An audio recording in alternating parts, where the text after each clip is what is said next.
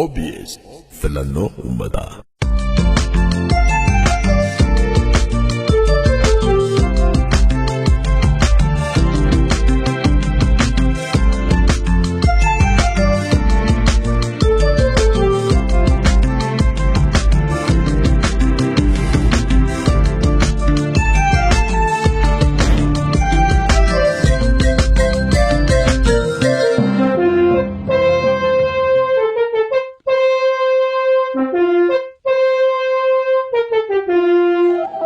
Job ye ajoba job garana dhukuba waan ofi gadina teechisa ajobe hoggansi argu joba job dhungeena feesisa ajobe namas waan gaafanne waan beekne keessa jedhin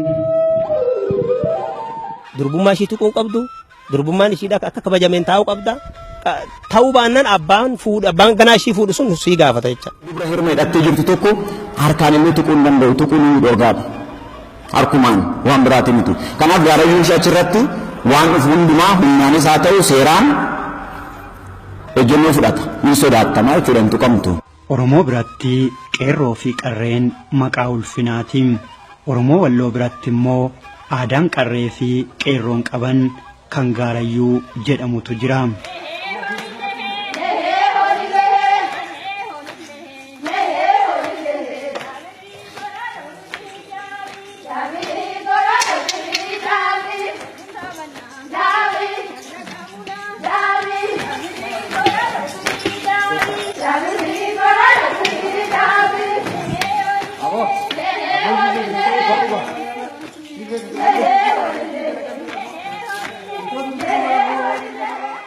Kan gaarayyuun heerumtee yaadachuun hin oolu ofii waan ofii koo wanti sun qadaadan qabu.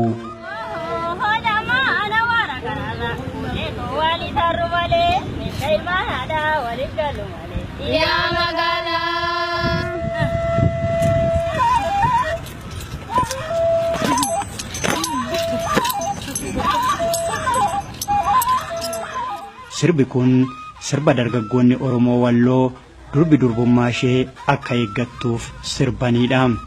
Oromoo Walloo jaarraa dheeraadhaaf gidiraa fi acuuccaan guddaan irra gahaa turus hundumaa qolachuudhaan qabsoo dheeraa sirnoota garaagaraa waliin dabarsaa turus har'as uummata sabboonaa eenyummaa aadaa fi afaan isaa qabsoon tifkatee asiin ga'eedha.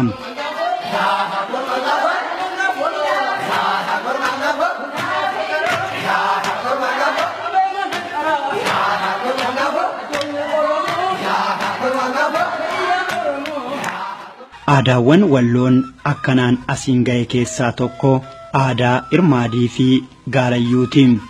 Irmaadii yookaan torbii jechuun qabattoo gogaa irraa addaatee tolfamuu fi kan durbi mudhiitti hidhattuudha. Torbiin yookaan irmaadiin kun faaya dubaraa yoo ta'u durbi kaadhimamtee aarrii wajjin mudhii irratti kan hidhattuudha.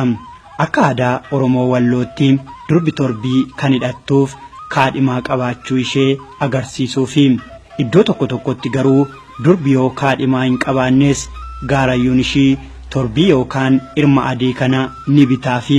Hirmi adiin dubrummaa mul'isuudhaaf kan dhimma itti ba'an. Baay'ee litiraali hirma jechuun mataa isaatiin dubra qarreedha jechuudha yookaan immoo qarrummaadha jechuudha. Torbiin yookaan irmi adiin kun dubaroota biratti mallattoo maalummaa isaanii ta'uu bira darbee mudhii isaanii qal'isee mudhii sonsaa fakkeessa jedhamee dubartoota biratti amanama. Gaarayyuun jaalallee yookaan jaallee waliitiin inni ishiidhaaf ishiin isaaf gaarayyuudha. Akka aadaa Oromoo Wallootti hojiin gaarayyuu inni jalqabaa yoo gaarayyittiin kaadhimaa qabaachuu baatte irmaadii yookaan torbii bituufiidha. Yoo gaarayyittiin kaadhimaa qabaatte garuu dursee irmaadii sana gaarayyittiidhaaf kan bituu kaadhimaa isheetiin. Gaarayyuun kun gaarayyuu isaatiif kennaa garagaraas ni kennaafi. Saamunaa fi shittoo akkasumas daawwitiittiin fuula ishee ilaaltuu bitee kennaafi. Magandama, lafos magandamne, anis magandama, way tupane waya. Magandama, lafos magandamne, anis magandama, way tupane waya. Magandama, lafos magandamne, anis magandama, way tupane waya. Yoo kamisee baatuu maali kannaa bittuu waan jabanni fidee saamunaa fi shittoonfaa sirboota achirraa dhufan sirba aadaa fi kan weellistoonni hedduu ittiin sirbaniidha.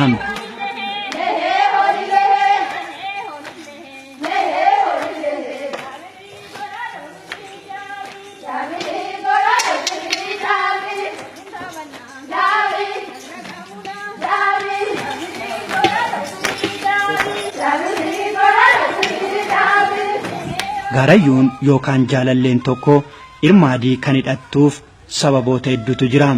Inni jalqabaa ilmi adiin mallattoodha. Isheen ilma adii godhattee durbummaa qabdi jechuudha. Durbi kun hin heerumne yookaan immoo walqunnamtii saalaa gootee akka hin beekne agarsiisa. Ilma jechuun Oromoo Walloo biratti matuma isaatiin durbummaa yookaan qarrummaa argisiisa. Gaarayyuu fi ilmi adiin hidhata fedhii yookaan hawwii Oromoo Wallootiin. Ilma adii kana hawaasni ni fedha. Warra gaarayyittiitiifis leelloodha. Gaarayyichis sirna kana yoo fedhees yoo fedhuu baates tooftaa kana keessa galuutu dirqama. Warri dubartii maaliif gaarayyuu fedha jennee yoo ilaalle gaarayyuun sun waan hundumaa intala dubaraa gaarayyuu ta'uuf irraa ga'utti itti gaafatamummaa waan fudhatuufi.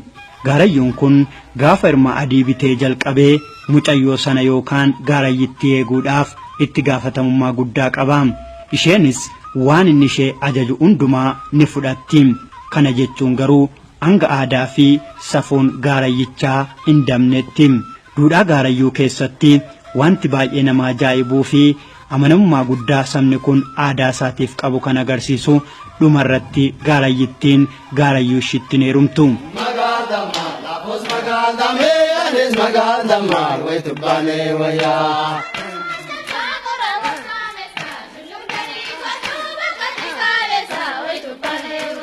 Anis njaalladha tinan jaallattu gammalee baafattee narraan gangaalattu way tupane waya. Gaarayyuun kun gaafa ilma adii biteef irraa jalqabee yoo ishiin sirbitu yoo gabayaa deemtu yoo bishaan waraabduu fi qoraan cabsitu ni hordofa. Garuu wal fuudhuudhaaf yaaduun aadaa cabsuu fi dabsuudha. Bakka sirbaa fi tapha adda addaattis ni eega. Yoo inni eeyyameef malee nama biroo waliin walitti sirbuu fi taphachuu hin dandeessu. Mee afuufi gobeessa kan afuufi mee?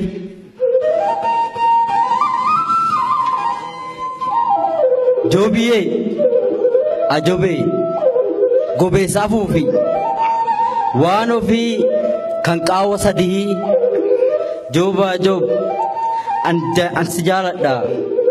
Ajobee namni wal jaalatu ajoba ajob anumaafisii jedhiin. Joobiyee gaduma na gore waan ofii gaduma ajoba ajob kee ani naan bahu joobiyee silaa baduma dhiin. Laga warra waayyuu inu taalu kormii eessaan itti sirbuu gaarayyuun ishiin sarmuu.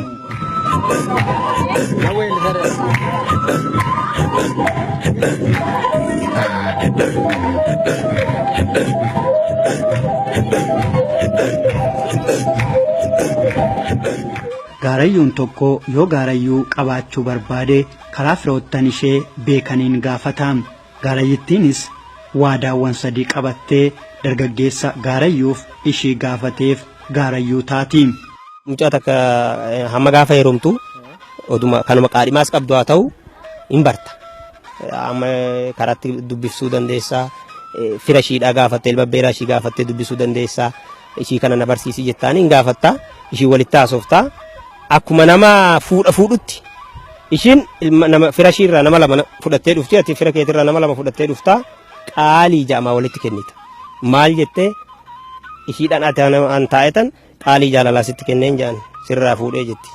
qaalii hamilee sitti kenneen jaa sirraa fuudhee jetti qaalii gaaddisa alaa sitti kenneen jaa maal inni sadan kun qaalii jaalalaati si jaaladhe jechuudha sirraa fuudhee jechuun ishii si jaaladheen jira jechuudha qaalii hamileeti jechuun immoo jaalalli kiyya hamilee dhumaa fi waan biraatti hin seennu kan mana kee akka manaatti yookiin wal qunnamtii saalaa raawwannuu miti yookiin waan biraa kan goonuu miti kanuma hamileef qofa wajjin taphannudha lamaa miti inni xumuraa qaalii gaaddisa alaati mana keessatti miti kan isin barbaadu gaaddisa alaatti kan taphannu waan gaaddisa alaatti jiruuf jireenyi keenya kun dhiba jaama wanni kun akkuma walii galaatti abaluu dhiba deeme jaama dargaggoon tokko amma mana namni dhufee gaafate eessa gore abaloo hin jiru jaan dhiba deeme siin jedhan akkasitti achi deemaa akkasitti taphannaadha gaafa kana gaati fuute itti gaafatamummaa qabda durbummaa ishii tuquun qabdu durbummaan ishiidha akka kabajameen taa'uu qabda ta'uu baannaan abbaan ganaa ishii fuudhu sun sii gaafata jecha taa'ee gaafa wanni bira ga'e seera hamileettu kana eegamu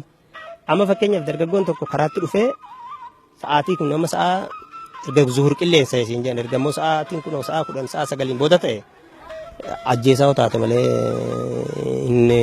hin faraatu dandeessee durba gallamni baa qaba siin jetti dhattee gaafattee durba hamilee harritti hamilee natti kennee jettee gallamni baa qaba siin jetti.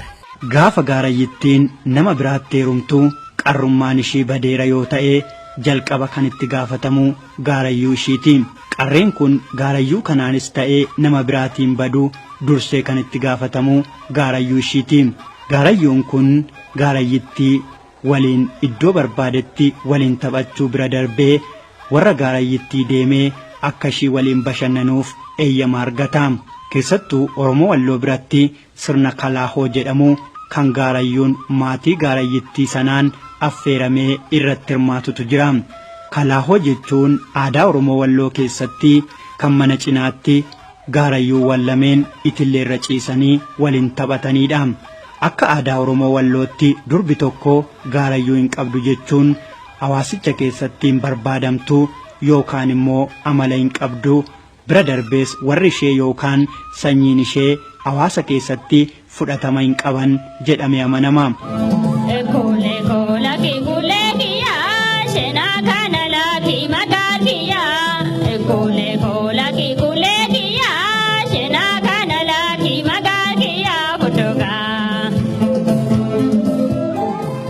Kana jechuun gaarayyuu dhabuun qaanii guddaadha. Kanarraa ka'uudhaan dargaggoonni durbee gaarayyuu hin qabnetti akkas jedhanii sirbu. Bakka buna keetii maaf jimaa hin dhaabdu faaxeen bareedduudhaa gaarayyuu hin qabdu. Namni tokko dubartii hirma hidhatte tuquu hin danda'u. Tuqnaan garuu waan gaarayyuu isheerraa dhufu fudhachuudhaaf dirqama qaba. Aadaa miidhagaan akkanaa qorannoo guddaadhaan deeggaramee lafa taa'uu baatus waggoota hedduuf aadaa boonsaa Oromoo Walloo ta'uudhaan itti fufeera.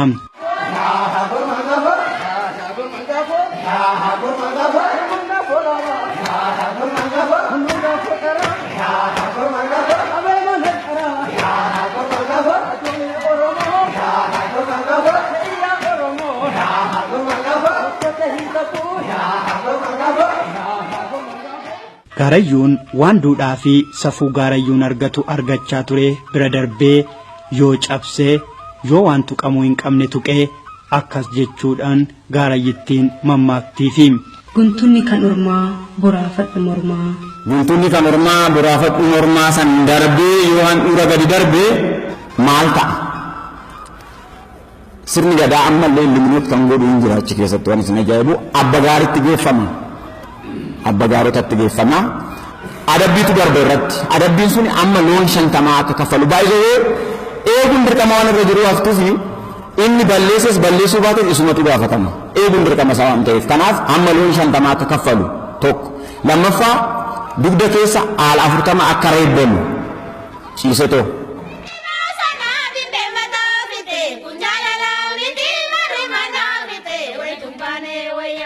Magaldama, la voz magaldame, anis magaldama, way tupane waya. Magandama, la voz magandame, anis magandama, way tupane waya. Turbaya tubare narira yesa, nasidame tau beti kamindesa, way tupane waya. Amuni marguyo mikira male, hirimina dide sibira male, way tupane waya. magaldamma lafos magaldame anis magaldamma waitu bane waya Magaldamma lafos magaldame anis magaldamma waitu bane waya Jamsa gora warsa mesa shuluk jadi kotu bakati kalesa waitu bane waya Sabida barana basu wanjala tamare wajide basu waitu bane waya magaldamma lafos magaldame anis magaldamma waitu bane waya Magaldamma lafos magaldame anis magaldamma waitu bane waya anis injalanda natina jalatu kamale bafate narangangalatu waitu bane waya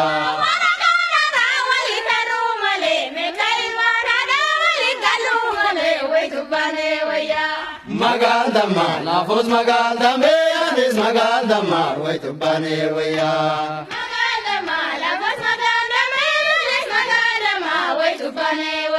injalanda jasu mana babala forana babadu machaya mala waitu bane waya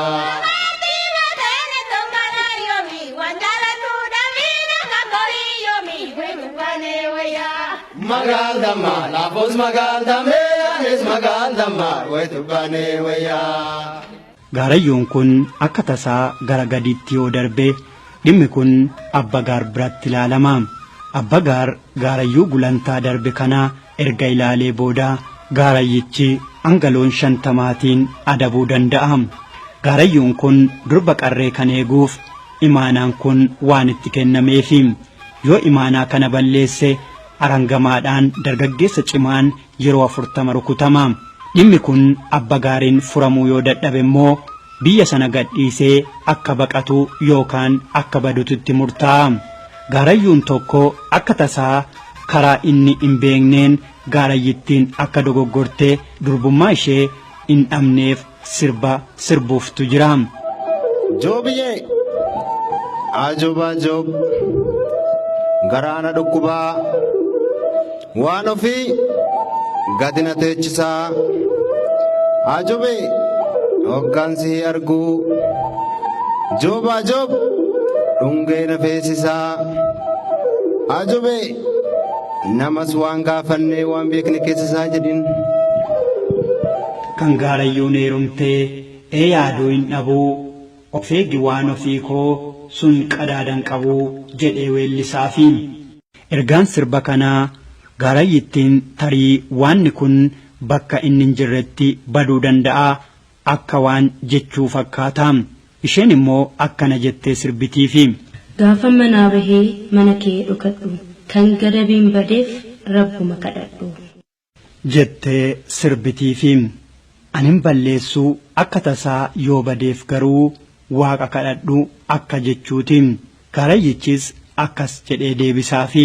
Gaafa manaa baate jaartii namaa taatee dhageessee lukuskusiinii naafinoo lukiisiinii.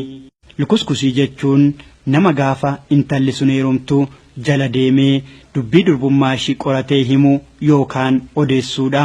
Qarreen yookaan durbummaan gaarayyittii gaarayyichaan yoo irraa fudhatameera ta'e gaarayyichii fi gaarayyittiin waliin itti gaafatamummaa fudhatu. Gaafa mucattiin sun nama biraatti heerumtu qabrummaan sun waan dhabamu ta'e jalqaba kan gaafatamu gaarayyuudha. Abbaan fedhes waan fedhes akka fedhetti isaa dhabamu inni gaarayyuutu gaafatama itti kennamee roorradii waan ta'eef. Gaarayyuun sirbeedhaan qofa sirbiti. Gaarayyuun nama wajjin hin deemne yoo qofa nama hin eeyyame faana deemti. Gaarayyuun mana warra isheetitti deemee naffeerama baay'ee kalaawoo waan jedhamutu jira mana naddii kalaawoo keessatti itillee nafameefi mucattii wajjin sa'aatii barbaadetti halkan isaa ta'u guyyaa akka taphatu hin godhama. Tapha san keessatti wanti gulantaa darbu garuu hin jiru. Adabbiin kun akka aadaatti lachuu irratti kan fudhatamu ta'us gaarayyittii caalaa gaarayyichi itti gaafatamummaa guddaa qaba. Gaarayyittiin akka gaarayyichaa adabbii loonii fi reebichaan adabamuu baattus xinsammuun ishee akka miidhamuu fi amileen ishee akka tuqamutti adabamti. Sirna cidhaa booda Oromoo Walloo biratti guyyoota 15f dargaggoonni mana misirroo fuudhetti sirni isaan raawwatan ni jira.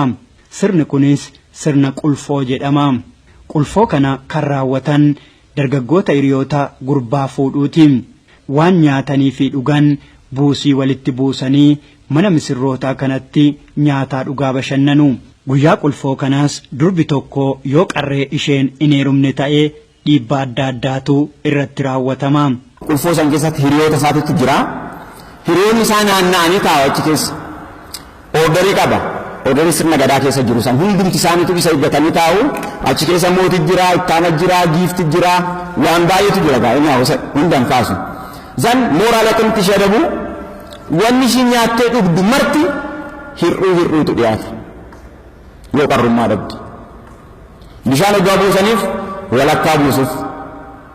Nyaata hoggaa dhiyeessaniif fakkeenyaaf namootaaf marqaan qorii guutunuu dhiyaata ishiidhaaf walakkaatu dhiyaataaf. Kun yoomiif itti fufaa amma ji'a tokkotti itti fufaa amma qulfoo sun ka'utti soo mooraalee adabu ishii. Akka ishiin qaanoftuu fi ofitti saalfattu taasifama. Yoo wanti nyaatamuu fi dhugamu hundumtuu warra qulfoo taa'uuf dhiyaatu wanti isheef dhiyaatu hunduu hir'uu yookaan hanquu ta'a. Kanaaf itti gaafatamummaan isheen duudhaa gaarayyuu keessatti fudhattu tokko kana. Adabbiin kun itti yaadamee amlee ishee miidhuudhaaf kan godhamuudha. Walumaa galatti aadaa Oromoo Walloo keessatti sirni kabajamaan irma adii fi gaarayyuu irratti xiyyeeffatee qophii kanaan isiniif dhiyeessuuf yaallee asumatti xumurama. Qophiin keenya itti aanuun immoo miidhagina Oromoota Walloo fi qaayya isiniif dhiyeessinaa. Aadaan keenya eenyummaa keenya gadaan quufaa gabbinaa. Mee afuufi gobeessa kan afuufime.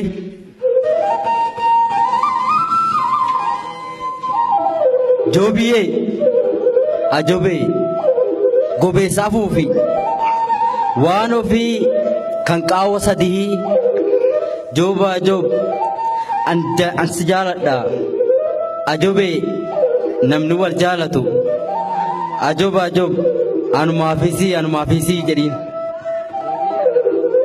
Joobiyee gaduma na gore waan ofii gaduma ajooba ajoob kee ani naan bahu joobiyee silaa baduma dhiin.